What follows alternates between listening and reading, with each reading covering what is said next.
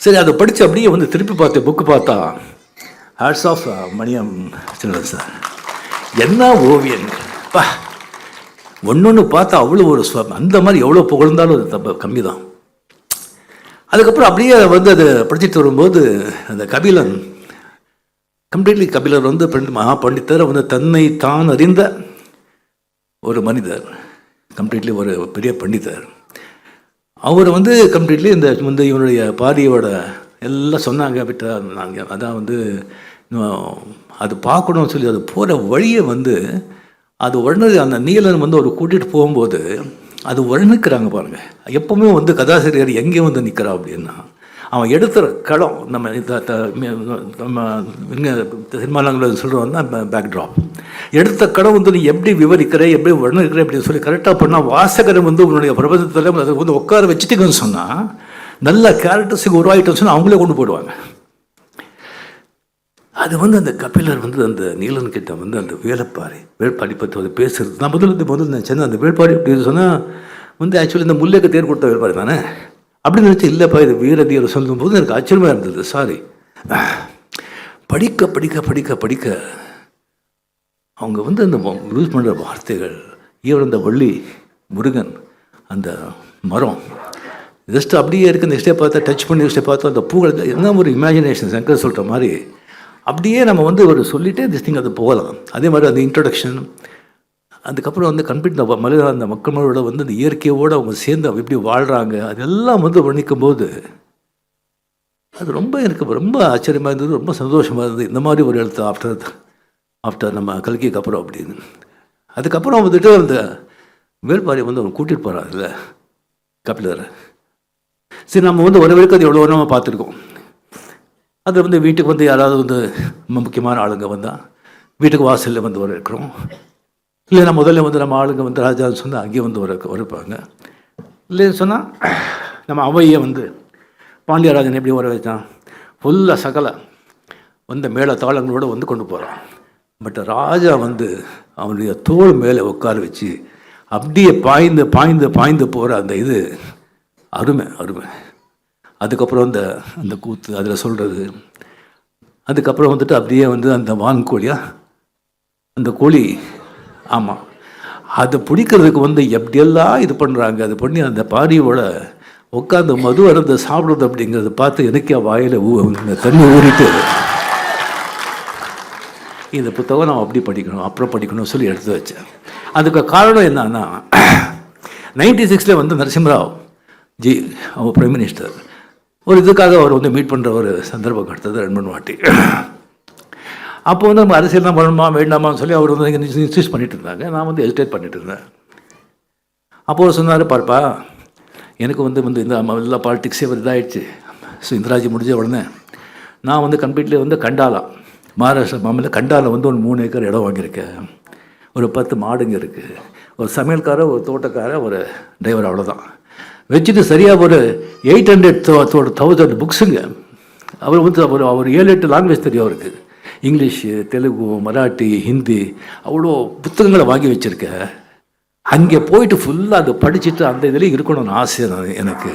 ஆனால் வந்து இந்த மாதிரி அரசியலில் வந்து ராஜீவ்காந்தி இதாக நான் வந்து இப்படி ஆயிடுச்சு அப்படின்னு சொன்னாங்க. ஏன்னா அதெல்லாம் விட்டாடுச்சு. இந்த புக்கெல்லாம் எடுத்து வச்சுட்டு அப்புறம் படிக்கலாம் அப்படின்னு சொல்லி பண்ணாங்க. அது மைண்டு பிடிச்சி எனக்கு. ஸோ 96 இப்போ நல்ல புக்கு கிடச்சா வைவ் எடுத்த பிறகு அது மாதிரி வந்து ஒரு இடத்துல வந்து உட்காந்து அதெல்லாம் படிக்கணும்னு ஆசை. அதுதான் வந்து அந்த புக்கு நான் படிக்கலை, எனக்கு அதை எடுத்து வச்சுருக்கேன். ஸோ கல்கியாவது நம்ம பார்க்க முடியல. ஸோ நம்ம வந்து நம்ம இந்த காலத்து கல்கியை பார்க்கலாம் அப்படின்னு சொல்லிட்டு நான் ஒரு நண்பரை சொல்லி நான் நம்ம வெங்கடேசன் சாரை வந்து சந்தித்தேன். அவர் மீட் பண்ணும்போதே அந்த ஒரு சிரிப்பு, கள்ளம் கபடி இல்லாத ஒரு சிரிப்பு, அதெல்லாம் வந்து கம்ப்ளீட்லி அது எதையோ எவ்வளோ நீட்டாக இருக்குது, எவ்வளோ க்ளீனாக இருக்குது அப்படின்னு சிரிப்பில் தெரியுது. அகத்தின் அழகு முகத்தில் தெரியும் சொல்லுவாங்க இல்லையா, அப்படி அந்த கண்ணு எல்லாம் வந்து பார்த்தீங்கன்னு சொன்னால் அப்படி நட்சத்திரம் மாதிரி மின்னுது கண்ணும். அதாவது கம்ப்ளீட்லி இன்னும் இந்த நெசிருக்கு இல்லை, அந்த அப்படிங்கிற வந்து அந்த எல்லாத்தையும் ரசிக்கிறாங்க. அந்த வாழ்க்கையை வந்து ஒவ்வொரு அணுவும் ஒவ்வொரு நிமிஷமும் ரசிக்கிறாங்க அப்படிங்கிறது அந்த கண்ணிலேயே தெரியுது. அப்படி அவர்கிட்ட பேசிட்டு இருக்கும்போது 100% இஸ் தேர் ஃபாஸ்ட் ஃபார்வர்டு கிடையாது, ஃப்ளாஷ்பேக் கிடையாது, முன்னாலே கிடையாது, பின்னாலே கிடையாது. He is there very much. ஒரு வார்த்தையும் அப்படியே கேட்குறாரு. அந்த மாதிரி வந்து ஒரு அருமையான மனிதர். அவ்வளோ வந்து இவராக எழுதியிருக்காரு அப்படின்னு தோணும். அப்போ நான் கேட்டேன், அதுக்கு எவ்வளோ கஷ்டப்பட்டுருக்காங்க சொல்லும்போது ஆச்சரியமாக இருக்குது எனக்கு. சார் அதெல்லாம் வந்து சொன்ன டைம் இதாகும், அவரை சொல்லியிருப்பாங்க நிறைய. அண்ட் அடுத்தது என்னன்னு கேட்டேன் நான்.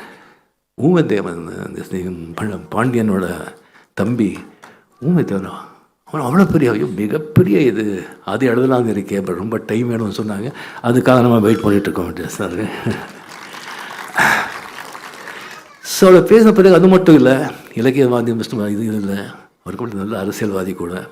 நீங்கள் கம்யூனிஸ்ட் பார்ட்டியில் உங்களுக்கு தெரியும், அவங்களுக்கு வந்து ஒரு கொள்கை, சித்தாந்தம், ஒரு பைலாஸ் எல்லாம் ரொம்ப ஸ்ட்ரிக்டாக இருக்கும். அந்த மாதிரி அவங்க இது பண்ணுறாங்க. நம்ம ரங்கராஜ் சார் எல்லாம் வந்திருக்காங்க. டிகே ரங்கராஜ் சார் ரொம்ப அருமையான நண்பர். ஜோ சார் வந்து நிறைய பேர் அறிமுகப்படுத்துகிறாங்க. அதில் வந்து ரொம்ப முக்கியமானவர் வந்து டிகேஆர் அவர்கள். ஹைலி ரெஸ்பெக்டட் த ஃபார்மர் பார்லிமெண்டரியன். ஸோ ஒரு வாட்டி வந்து டெல்லி போகும்போது அவர் கூட உட்காந்து நான் போயிட்டு இருந்தேன். எத்தனை பார்லிமெண்டரியன் வந்து அவர்கிட்ட பெரிய ஆளுங்க வந்து அவர்கிட்ட உட்காந்து அவருக்கு கொடுக்குற மரியாதையை பார்த்தா எனக்கு ரொம்ப சந்தோஷமாக இருந்தது, கௌரவமாக இருந்தது. ஸோ அந்த மாதிரி வந்து ஒரு தோழர்கள் அந்த கான்ஃபரன்ஸ் எல்லாம் வந்துட்டு அவரை வந்து மதுரையில் நிற்க வச்சாங்க பாருங்கள். அதுக்கு அவங்களுக்கு முதல்ல நான் பாராட்டுறேன். கம்யூனிஸ்ட் லீடர்களுக்கு வந்து நான் பாராட்டுறேன். Hats off. ஸோ அங்கே வந்து அவர் ஜெயிச்சிருக்காரு சொன்னாங்க கம்ப்ளீட்டாக. அவருடைய வெற்றி. எஸ், இந்த சேம் டைம் பாரி பற்றி சொன்னீங்கல்ல, வாரி வாரி கொடுப்பா அப்படின்னு சொல்லி. நீங்கள் பாரிக்கு எவ்வளோ பெரிய இது கொடுத்துருக்கீங்க, அதான் உங்களுக்கு எம்பியாக வாரி கொடுத்தான். எஸ், 100%. 1962 அண்ணா நிற்கிறாங்க கனெக்ஷனில், கலைஞர் நிற்கிறாங்க. அண்ணா எவ்வளோ பெரிய ஆளுமை, எவ்வளோ பெரிய மனிதர், எவ்வளோ கட்சிக்கு பெரும் தலைவர், என்ன பேச்சாளர். அவர் பேசின பிறகு கலைஞர் ஆகட்டும், நிர்ஜீவன் ஆகட்டும், சம்பத் ஆகட்டும், நடராஜன் ஆகட்டும், யார் பேசினா கூட, சம்பத் ஆகட்டும், யார் பேசினா கூட வந்து இதாகாது. ஒருத்தர் அந்த மாதிரி பேச்சு. அதுக்கப்புறம் அண்ணா பேசுவார், இவங்க பேசுனதெல்லாம் ஒன்றுமே இல்லை, அப்படி ஆகிடும். அவர் வந்து தோற்று போயிட்டார், கலைஞர் ஜெயிச்சார். ஏன்? பராசக்தி, மனோகரா, மந்திரி குமாரி. தமிழ் மக்கள் கலை வந்து எந்த வகையில் இருந்தாலும் அதை ரசிக்கிறதுல வந்து மன்னர்கள்.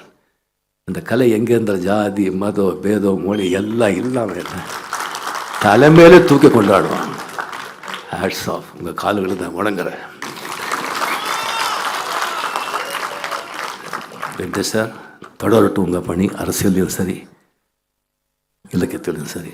ஆனந்த Vikatan, hats off. God bless. Thank you very much.